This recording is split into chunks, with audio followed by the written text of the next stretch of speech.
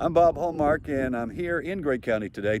We're talking about antibiotics. Now, you might say, why are you on a farm talking about antibiotics? Well, there's a reason for that, is because it affects ranchers. And the reason that I'm going to bring that up is an old familiar face now that we're going to see again, Buck Birdsong. And now, Buck, a lot of people will remember you from years ago when we did the story about your cattle mysteriously being poisoned. Is that right? That is correct. All right. You still run quite a number of cattle out here. Yep. Okay.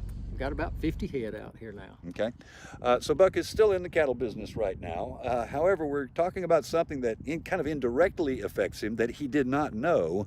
The FDA is now going to regulate livestock penicillins and antibiotics. You were not aware of that? I was not.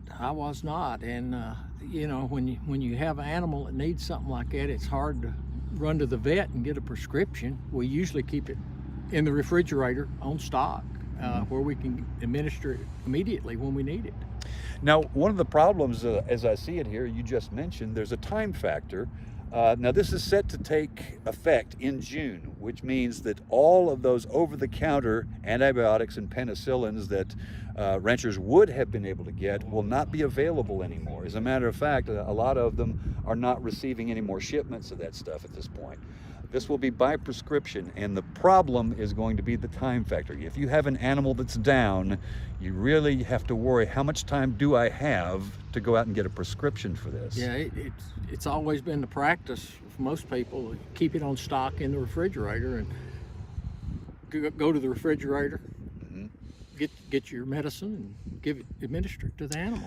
Now we're going to show some images here of some of the stuff that you will normally see that is actually over the counter, which I understand a lot of people are actually kind of stockpiling right now because there will be no more deliveries of this kind of stuff.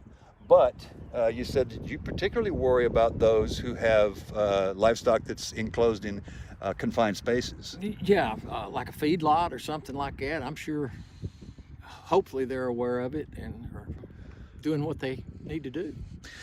This obviously came as a surprise to you, yeah, because it's been very quiet, and are you, I guess, surprised that the FDA would take a step this far to do something like you saw the reasoning why? Yeah, I see the reasoning why, but it sure has been kept quiet, hasn't it? Yeah.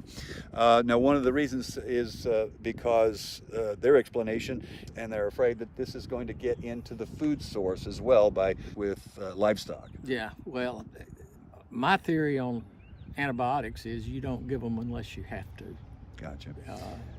I don't want to abuse it, and hopefully everybody else will be the same way. And now, hopefully, this will not cause you too much inconvenience because you don't. I guess you very rarely have to do something like this. No, it's rare for me with 50 head. Some of my friends give more penicillin than I do, but